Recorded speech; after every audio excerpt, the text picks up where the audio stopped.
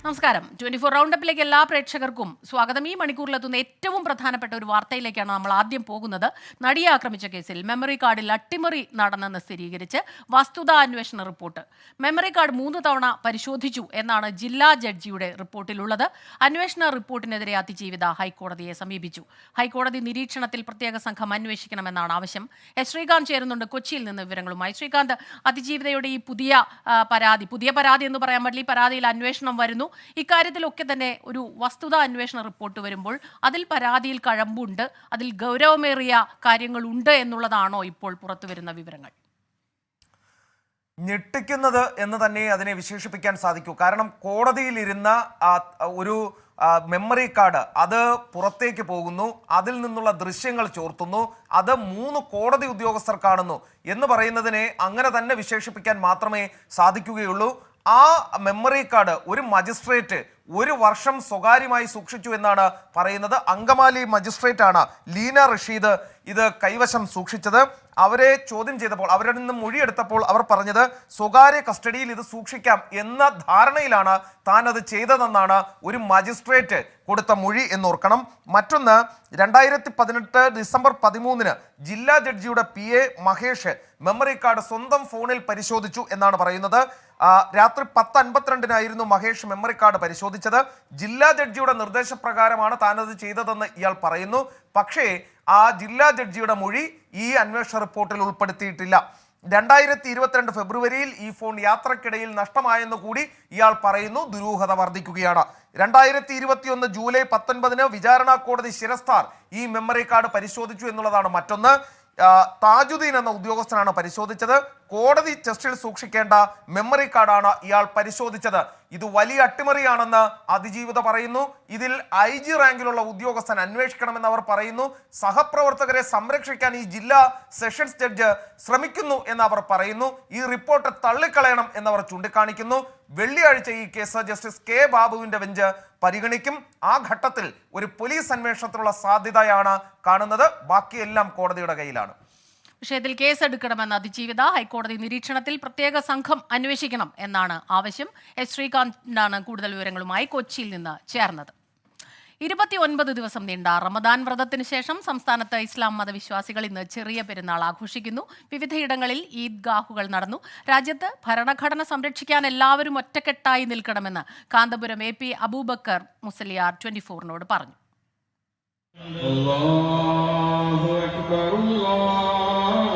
സംസ്ഥാനത്ത് വിവിധ ജില്ലകളിലായി നടന്ന ഈദ് നമസ്കാരത്തിൽ ആയിരക്കണക്കിന് വിശ്വാസികളാണ് പങ്കെടുത്തത്. തിരുവനന്തപുരം ചന്ദ്രശേഖരൻ നായർ സ്റ്റേഡിയത്തിൽ നടന്ന ഈദ്ഗാഹിന് പാളയം ഇമാം VP ഷുഹൈബ് മൗലവി നേതൃത്വം നൽകി. നമ്മൾ ഇന്ത്യയിലെ ജനങ്ങൾ എന്ന് പറഞ്ഞു തുടങ്ങുന്ന നമ്മുടെ മഹത്തായ ഭരണഘടനയുടെ ആത്മാവിന് നിരക്കാത്ത നിയമങ്ങളാണ് പൗരത്വ ഭേദഗതി നിയമങ്ങളടക്കമുള്ള കാര്യങ്ങൾ. ഒരു സമുദായത്തെ മാത്രം മാറ്റി നിർത്തിക്കൊണ്ട് മതാടിസ്ഥാനത്തിൽ പൗരത്വം അനുവദിക്കുന്ന രീതി നമ്മുടെ രാജ്യത്തിന് കേട്ടുകേൾവിയില്ലാത്തതാണ്.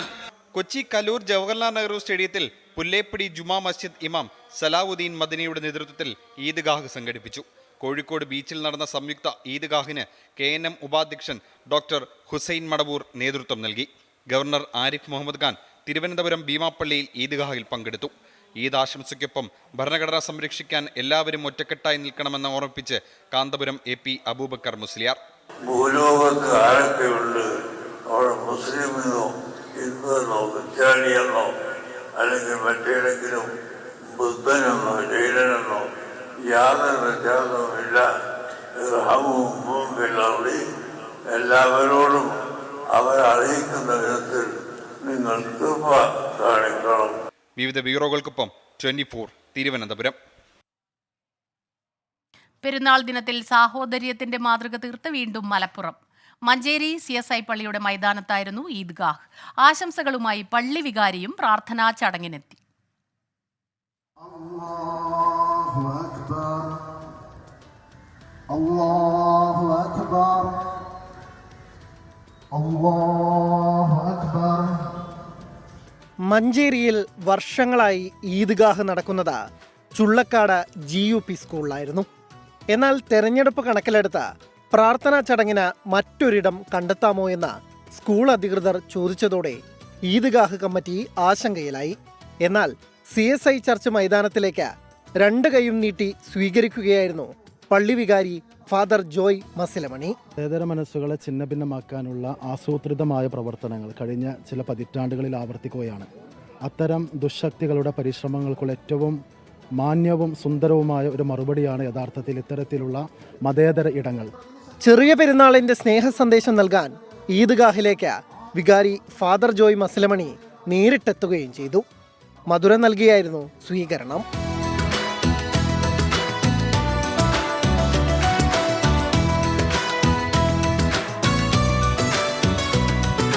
മതങ്ങളും പരസ്പരം വെറുപ്പോടെയും വൈരാഗ്യത്തോടും ഭീതിയോടെ സംശയത്തോടൊക്കെ നോക്കുന്ന കാലഘട്ടമാണല്ലോ ഇത്.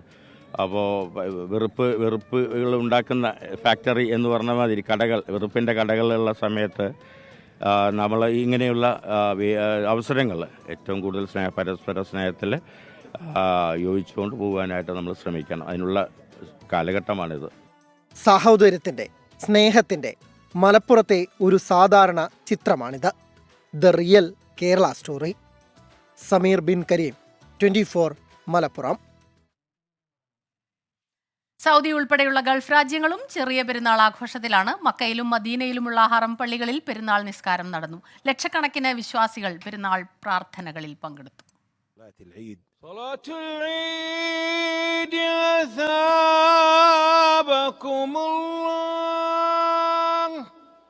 الله أكبر الله أكبر الله أكبر الله أكبر. മക്കയിലും മദീനയിലുമുള്ള ഹറം പള്ളികളിൽ പെരുന്നാൾ നിസ്കാരത്തിനെത്തിയത് ദശലക്ഷക്കണക്കിന് വിശ്വാസികളാണ്. ഇന്നലെ രാത്രിയോടെ തന്നെ ഹറം പള്ളികളിലേക്കുള്ള വിശ്വാസികളുടെ ഒഴുക്ക് തുടങ്ങിയിരുന്നു. നാനാദിക്കുകളിൽ നിന്നുള്ളവരുടെ ഒഴുക്ക് കാരണം ഹറം പള്ളികളിൽ നിന്നും കിലോമീറ്ററുകൾ അകലെ റോഡുകളിലും മറ്റും നിന്നുകൊണ്ടാണ് പലരും പ്രാർത്ഥനയിൽ പങ്കെടുത്തത്. മക്കയിലെ മസ്ജിദുൽ ഹറാമിൽ നടന്ന പെരുന്നാൾ നിസ്കാരത്തിനും ഖുതുബക്കും ഷെയ്ഖ് സാലിഹ് അൽ ഹുമൈദ് നേതൃത്വം നൽകി. വൽഹംദുലില്ലാഹ് മാ അശ്റഖത് ബിഅൻവാരി الطاعات القلوب والجباه والله أكبر ما تعطرت بالذكر المجالس والأفواه. മദീനയിലെ മസ്ജിദ് നബവിയിൽ നടന്ന പെരുന്നാൾ നിസ്കാരത്തിനും ഖുതുബക്കും Sheikh Ahmed bin Ali al Hudaifi നേതൃത്വം നൽകി. സൗദിയിലെ മറ്റു ഭാഗങ്ങളിലുള്ള പള്ളികളിലും ഈദ്ഗാഹുകളിലും പെരുന്നാൾ നിസ്കാരം നടന്നു. മറ്റു ഗൾഫ് അറബ് രാജ്യങ്ങളും ഇന്ന് പെരുന്നാൾ ആഘോഷിക്കുകയാണ്. പുതുവസ്ത്രമണിഞ്ഞ് പെരുന്നാൾ നിസ്കാരം നിർവഹിച്ച് പെരുന്നാൾ വിഭവങ്ങൾ കഴിച്ച് സ്വദേശികളും വിദേശികളും മറ്റു ആഘോഷ പരിപാടികളിലേക്ക് കടക്കുകയാണ്. സൗദിയിൽ 10 ദിവസം നീണ്ടു നിൽക്കുന്ന വിവിധ ഇനം ആഘോഷ പരിപാടികളാണ് ഔദ്യോഗിക തലത്തിൽ ആസൂത്രണം ചെയ്തിരിക്കുന്നത്. ജലീൽ കണ്ണമംഗലം, 24 ജിദ്ദ. ഒരു മാസക്കാലത്തെ വ്രതശുദ്ധിക്ക് ശേഷം ചെറിയ പെരുന്നാൾ ആഘോഷ നിറവിലാണ് സൗദിയിലെ വിശ്വാസികൾ. ദമാമിലെ മലയാളി കുടുംബങ്ങൾ ഒത്തൊരുമയോടെ ആഘോഷിച്ചു. സുബൈർ ഉദ്ദിനൂർ തയ്യാറാക്കിയ റിപ്പോർട്ടിലേക്ക്. അല്ലാഹു അക്ബർ അല്ലാഹു അക്ബർ അല്ലാഹു അക്ബർ ലാ ഇലാഹ ഇല്ലല്ലാഹു അല്ലാഹു അക്ബർ അല്ലാഹു അക്ബർ വലില്ലാഹിൽ ഹംദ്. വ്രതാനുഷ്ഠാനത്തിന്റെയും പ്രാർത്ഥനകളിൽ മുഴുകിയ ഇരവ് പകലുകളുടെയും ഒടുവിൽ റമദാൻ ദിനരാത്രങ്ങളിൽ പോയി മറഞ്ഞ് ശവ്വാലമ്പിലെ പിറ കണ്ടതോടെ ഗൾഫിലെ വിശ്വാസി സമൂഹവും ഇന്ന് ഈദുൽ ഫിത്തർ ആഘോഷിക്കുകയാണ്. പെരുന്നാളിന്റെ പുലർച്ചെ പള്ളികളിലും ഈദ്ഗാഹുകളിലും സംഗമിച്ച് ഈദ് നമസ്കാര ശേഷം സന്തോഷത്തോടെയും ആത്മനിർവൃതിയോടെയും തക്ബീർ ധ്വനികളാൽ ആഘോഷത്തിലേക്ക് നീങ്ങുകയാണ്. ദമാമിലെ ഒരു കൂട്ടം കുടുംബങ്ങൾ ഒന്നിച്ച് ഒരിടത്ത് കൂടി പെരുന്നാൾ ആഘോഷം വ്യത്യസ്തമാക്കുകയാണ്. മൈലാഞ്ചിയിട്ടും കൈകൊട്ടിപ്പാടിയുമെല്ലാം ഇവർ ഒത്തുചേർന്നപ്പോൾ ഈദുൽ ഫിത്തർ കുടുംബങ്ങളുടെ മറ്റൊരു സംഗമം കൂടിയായി മാറി. പെരുന്നാൾ പാട്ടുകൾ പാടിയും മധുരം വിതരണം ചെയ്തുമെല്ലാം ഈ പ്രവാസി കുടുംബങ്ങൾ പെരുന്നാളിനെ വരവേറ്റു.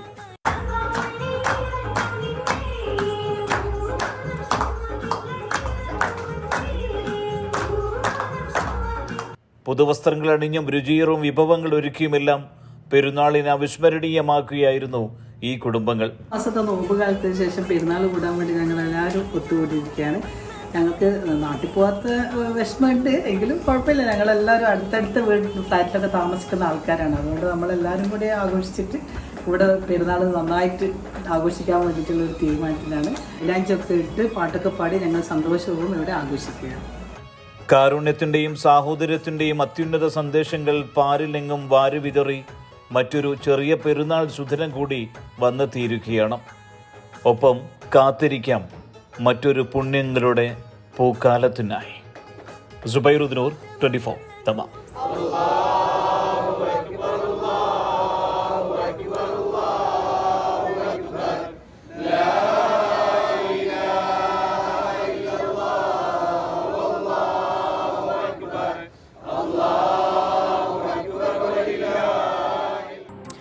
റൗണ്ടപ്പിലേക്ക് വീണ്ടും. ബംഗളൂരു നഗരത്തിലെ റമദാൻ കാഴ്ചകളിലേക്കാണ് ഇനി പോകുന്നത്. വിവിധ ദേശക്കാർ ഒത്തുചേർന്നുള്ള വൈവിധ്യമാർന്ന ആഘോഷങ്ങളാണ് നഗരത്തിലെങ്ങും. മാസപ്പിറവി ദൃശ്യമാകാത്തതിനാൽ ബംഗളൂരുവിൽ നാളെയാണ് ചെറിയ പെരുന്നാൾ.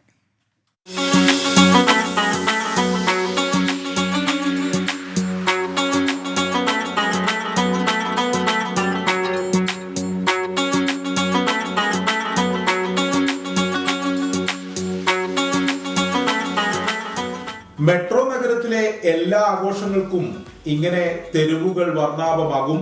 ചെറിയ പെരുന്നാളിനും പതിവ് തെറ്റിയില്ല.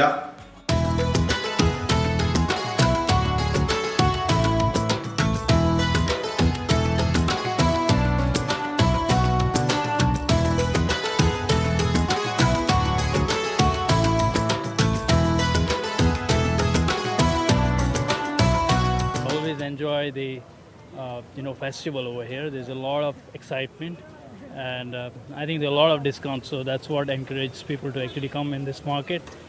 But what I realized that it's too hot. Bangalore is turning into a different environment now. I mean, right? So it's like a Delhi. It's not. It's no more what do you call that? A cool place. It is very good and very peaceful celebration in our Bangalore. Past from 29 years. Since from my birth, it is peaceful. Commercial street, Shivaji Nagar എന്നിവിടങ്ങളിലെ കാഴ്ചകളാണിത്. പെരുന്നാൾ പൊടിപൊടിക്കാൻ ഒത്തുചേർന്നത് ആയിരങ്ങൾ.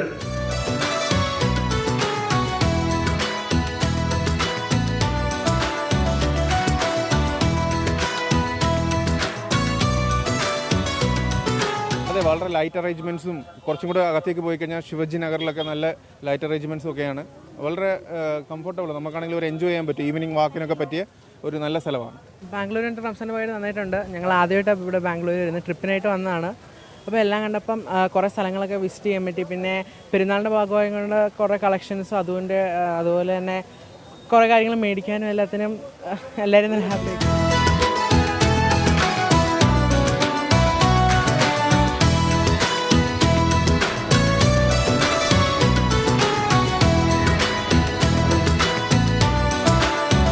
ബംഗളൂരുവിൽ ചരിത്രത്തിലെ ഏറ്റവും വലിയ ചൂടാണ് അനുഭവപ്പെടുന്നത്. എന്നാൽ അതൊന്നും പെരുന്നാൾ ആഘോഷങ്ങളുടെ മാറ്റു കുറച്ചിട്ടില്ല. നഗരത്തിലാകെ ആഘോഷങ്ങൾ കളർഫുള്ളാണ്. ബംഗളൂരുവിൽ നിന്ന് സജിൽ ഗുരുവായൂരിനൊപ്പം അരുൺ പൂപ്പറമ്പ, 24. ഇനി പോകുന്നത് കായിക വാർത്തകളിലേക്കാണ്. ISLൽ കേരള ബ്ലാസ്റ്റേഴ്സിന്റെ അടുത്ത മത്സരത്തിൽ നായകൻ അഡ്രിയാൻ ലൂണ കളിച്ചേക്കുമെന്ന് പരിശീലകൻ ഇവാൻ വുക്കമനോവിച്ച്. ഇന്നത്തെ പരിശീലന സെഷന് ശേഷമാകും അന്തിമ തീരുമാനമെത്തുക. സ്പോർട്സ് ഡെസ്കിൽ നിന്ന് അനിൽ വാസുദേവ് ചേരുന്നുണ്ട്. അനിൽ, വലിയ ഊർജം പകരുകയാണോ താരങ്ങൾക്ക് ഈ ഒരു വാർത്ത? അങ്ങനെ തന്നെയാണ്. കേരള ബ്ലാസ്റ്റേഴ്സിനെ സംബന്ധിച്ചിടത്തോളം വലിയ സന്തോഷം നൽകുന്ന ഒരു വാർത്തയാണ്. കാരണം സമീപകാലത്ത് കേരള ബ്ലാസ്റ്റേഴ്സ് വലിയ തിരിച്ചടികളിലൂടെയാണ് പോകുന്നത്. പ്ലേ ഓഫിലേക്ക് മുന്നേറിയെങ്കിൽ പോലും അവസാന 5 മത്സരങ്ങളിൽ ജയിക്കാനായിട്ടില്ല. സമീപകാലത്തെ 8 മത്സരങ്ങളിൽ ഒരു തവണ മാത്രമാണ് ജയിക്കാനായത്. അങ്ങനെ വലിയ തിരിച്ചടികളിലൂടെ കടന്നു പോകുന്ന കേരള ബ്ലാസ്റ്റേഴ്സിന് പ്ലേ ഓഫിന് ഇറങ്ങും മുമ്പ് ഒരു ഊർജം നൽകുന്ന വാർത്ത തന്നെയാണ് വരുന്നത്. നേരത്തെ ഡിസംബറിലാണ് പരിശീലനത്തിനിടെ ഈ അഡ്രിയാൻ ലൂണയ്ക്ക് പരിക്കേറ്റത്. അതിനുശേഷം അദ്ദേഹം കളിച്ചിട്ടില്ല. ബ്ലാസ്റ്റേഴ്സിൻ്റെ എല്ലാ നീക്കങ്ങളും ഈ ലൂണയെ കേന്ദ്രീകരിച്ചായിരുന്നു. അദ്ദേഹം പരിക്കേറ്റതോടുകൂടി ക്വാമി പപ്രയെ വെച്ച് ഒരു പരീക്ഷണം നടത്തി. പക്ഷേ ക്വാമി പപ്രയ്ക്കും കൂടി പരിക്കേറ്റതോടുകൂടി ബ്ലാസ്റ്റേഴ്സിന് വലിയ തിരിച്ചടി നേരിട്ടു. ഒരുപക്ഷെ കേരള ബ്ലാസ്റ്റേഴ്സിൻ്റെ ഈ പോയിന്റ് പട്ടികയിലെ തിരിച്ചടിക്ക് പോലും കാരണം ഈ പരുക്കുകളെന്ന് വിശേഷിപ്പിക്കേണ്ടിയിരിക്കുന്നു. ലൂണ വരുന്നതോടുകൂടി പ്ലേ ഓഫിൽ കേരളം ജയിച്ചു കയറുമെന്നും സെമിയിലേക്ക് മുന്നേറുമെന്നാണ് പ്രതീക്ഷിക്കുന്നത്. അതിനു മുന്നോടിയായി അവസാന ലീഗ് മത്സരത്തിൽ ലൂണ കളിക്കുമോ എന്ന് അറിയാനാണ് കാത്തിരിക്കുന്നത്. ഇന്നത്തെ പരിശീലന സെഷന് ശേഷമായിരിക്കും അന്തിമ തീരുമാനമെടുക്കുക എന്നാണ് പരിശീലകൻ ഇവാൻ വുക്കോമനോവിച്ച് അറിയിച്ചിരിക്കുന്നത്. സ്മിത. ശരി, അനിൽ വാസുദേവാണ് സ്പോർട്സ് ഡെസ്കിൽ നിന്ന് വിവരങ്ങളുമായി നമുക്കൊപ്പം ചേർന്നത്. മറ്റൊരു പ്രധാനപ്പെട്ട വാർത്തയിലേക്ക് കടക്കുകയാണ്. സാങ്കേതിക സർവകലാശാല വൈസ് ചാൻസലർ നിയമനത്തിന് സ്വന്തം നിലയ്ക്ക് സെർച്ച് കമ്മിറ്റി രൂപീകരിക്കാൻ ഒരുങ്ങി സർക്കാർ. സർവകലാശാലകളിൽ വിസിമാരെ നിയമിക്കാൻ ഗവർണറോട് നിർദ്ദേശിക്കണം എന്ന ഹർജി കോടതി നാളെ പരിഗണിക്കാനിരിക്കെയാണ് സർക്കാരിന്റെ നീക്കം. വി എ ഗിരീഷ് ചേരുന്നുണ്ട് തിരുവനന്തപുരത്ത് നിന്ന് വിവരങ്ങളുമായി. ഗിരീഷ്, എന്തെല്ലാമാണ് വിവരങ്ങൾ? എന്താണ് ഇങ്ങനെ ഒരു നീക്കത്തിന് പിന്നിൽ? സ്മിത, സർക്കാർ ഇപ്പോൾ അപ്രതീക്ഷിതമായ ഒരു നീക്കത്തിലൂടെയാണ് KTU VC നിയമനത്തിനുള്ള സെർച്ച് കമ്മിറ്റി രൂപീകരിക്കാനുള്ള ഒരു തീരുമാനമെടുത്തിരിക്കുന്നത്. തീരുമാനമെടുക്കുക മാത്രമല്ല, ഈ കമ്മിറ്റി രൂപീകരിച്ചുകൊണ്ട് സർക്കാർ ഇപ്പോൾ ഉത്തരവും പുറത്തിറക്കിയിരിക്കുന്നു. നേരത്തെ തന്നെ നിലവിലുള്ള സുപ്രീം കോടതി വിധി അനുസരിച്ച് ഗവർണർക്കാണ് ഇത്തരത്തിൽ VCമാരെ നിയമിക്കാനുള്ള അധികാരം എന്നും അതോടൊപ്പം തന്നെ സെർച്ച് കമ്മിറ്റി രൂപീകരിക്കുന്നതിനുള്ള അധികാരമെന്നും പല വിധികളിലും വ്യക്തമാക്കിയിട്ടുണ്ട്. മാത്രമല്ല, ഡോക്ടർ രാജശ്രീ MS-നെ ഈ ചാൻസലർ സ്ഥാനത്ത് VC സ്ഥാനത്ത് നിന്ന് പുറത്താക്കിക്കൊണ്ടുള്ള ഉത്തരവിലും ഇക്കാര്യം പരാമർശിച്ചിട്ടുണ്ട്. ഇതിനിടയിലാണ് സർക്കാർ സ്വന്തമായി ഒരു സെർച്ച് കമ്മിറ്റി രൂപീകരിക്കാനുള്ള ആലോചന നടത്തിയതും രാജ്ഭവനോട് നോമിനിയെ നിർദ്ദേശിക്കാൻ ആവശ്യപ്പെട്ടതും. എന്നാൽ രാജ്ഭവൻ ഇക്കാര്യത്തിൽ പ്രതികരിക്കാൻ കൂട്ടാക്കിയില്ല. ഇതേ തുടർന്നാണ് സർക്കാർ ഇപ്പോൾ സ്വന്തം നിലയിൽ ഒരു സെർച്ച് കമ്മിറ്റി രൂപീകരിച്ചുകൊണ്ട് ഉത്തരവ് പുറപ്പെടുവിച്ചിരിക്കുന്നത്. മാത്രമല്ല, ഇതിൽ ഏറ്റവും പ്രധാനമായിട്ടുള്ളത് VCമാരെ നിയമിക്കാൻ ഗവർണർക്ക് നിർദ്ദേശം നൽകണമെന്ന ഹർജി നാളെ ഹൈക്കോടതി പരിഗണിക്കാനിരിക്കെയാണ് സർക്കാർ ഈ ഉത്തരവുമായി മുന്നോട്ട് പോകുന്നത് എന്നുള്ളതാണ്. സ്മിത. KTU സർവകലാശാല വൈസ് ചാൻസലർ നിയമനത്തിന് സ്വന്തം നിലയ്ക്ക് സെർച്ച് കമ്മിറ്റി രൂപീകരിക്കാൻ ഒരുങ്ങുകയാണ് സർക്കാർ. വി എ ഗിരീഷാണ് വിവരങ്ങളുമായി നമുക്കൊപ്പം ചേർന്നത്. വാർത്തകളിലേക്ക് വീണ്ടും. വിവാദ ഇടനിലക്കാരൻ TG നന്ദകുമാറുമായി ചേർന്ന് ഗൂഢാലോചന നടത്തിയെന്ന അനിൽ ആന്റണിയുടെ ആരോപണം നിഷേധിച്ച് ആന്റോ ആന്റണി. ജീവിതത്തിൽ ഇന്നേ വരെ നന്ദകുമാറിനെ കണ്ടിട്ടില്ല. അനിൽ ആന്റണി വിവരദോഷം മാത്രം പറയുന്നയാളാണെന്നും ആന്റോ ആന്റണിയുടെ പ്രതികരണം. എനിക്കെന്തായാലും ഈ ഗൂഢാലോചനയെ അറിയില്ല. ഈ ആരോപണം ഉന്നയിച്ച ആളെ ജീവിതത്തിൽ കണ്ടിട്ടില്ല. ജീവിതത്തിൽ ഇന്ന് പറയാൻ അദ്ദേഹത്തെ അറിയേയില്ല, സംസാരിച്ചിട്ടുമില്ല. ഞാൻ ഇദ്ദേഹത്തിന് മറുപടി പറയാനൊന്നും ആഗ്രഹിക്കുന്നില്ല. ഇത്ര വിവരദോഷം പറയുന്ന ഒരു വ്യക്തിക്ക് മറുപടി പറയാൻ വേറെ ജോലിയൊന്നുമില്ല. എനിക്ക് അതിനൊന്നും മറുപടി പറയാൻ നേരമില്ല. എനിക്കെതിരെ എൻ്റെ അഫിഡവിറ്റ് അവിടെ ഉണ്ടല്ലോ. എനിക്കെതിരെ 4 സമരത്തിൽ പങ്കെടുത്തതിൻ്റെ കേസ് മാത്രമേ ഉള്ളൂ. എനിക്കെതിരെ ഒരു കേസുമില്ല, ഒരു ആരോപണമില്ല. ഉണ്ടെങ്കിൽ ഇവരല്ലേ 10 വർഷം കേന്ദ്രം ഭരിക്കുന്നത്, ഇവരല്ലേ ഇവിടെ 7.5 വർഷം ഭരിക്കുന്നത്. അവർ നടപടി എടുക്കട്ടെ, കേസെടുക്കട്ടെ, അന്വേഷിക്കട്ടെ. ഇല്ലാത്ത കള്ളക്കഥയും പറഞ്ഞ് കിടക്കുന്നത് എന്തിനാ? ഇതോടെ 24 റൗണ്ടപ്പ് ഇവിടെ പൂർണ്ണമാവുകയാണ്.